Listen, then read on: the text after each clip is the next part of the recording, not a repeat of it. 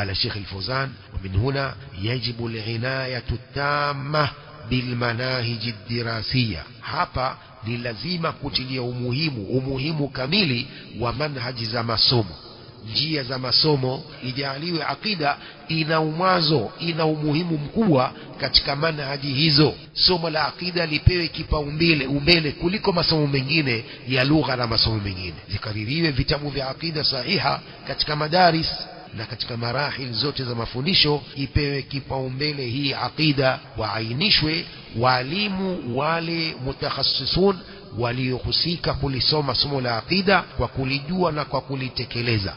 Madaris za Kiislamu zinashughulika na mambo mengine, hazishughuliki na somo hili la akida na kuwalea watu kwa akida, tauhid na akida, kumpwekesha Allah subhanahu wa ta'ala. Masomo yanaangalia mambo mengine yasiyo na maana wala yasiyo na umuhimu mwingine wote.